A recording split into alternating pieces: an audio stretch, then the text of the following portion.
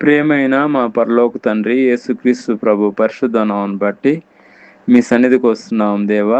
ఈ ఉదయకాలన ఎక్కడైతే ఇద్దరు ముగ్గురు మీ నామలో కూడి ప్రార్థన చేస్తారో అక్కడ మీరు ఉంటానో దేవా, మీకు స్తోత్రం తండ్రి.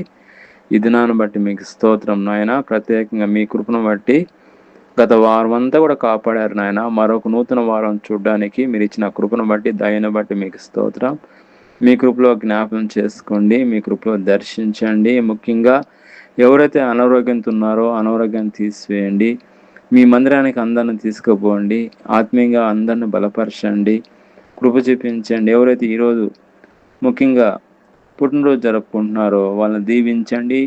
ఈ సంవత్సరం అంతా ప్రభు ఆశీర్వాదకరంగా, దీవెనకరంగా, మహిమకరంగా చేయండి. అదేవిధంగా ఎవరైతే పెళ్లి దినం జరుపుకుంటున్నారో ఈ సంవత్సరం అంతా కృపాక్షేమంతో నడిపించండి. ప్రత్యేకంగా ఈరోజు ఎవరైతే దూర ప్రయాణం వెళ్తున్నారో వాళ్ళని దీవించండి.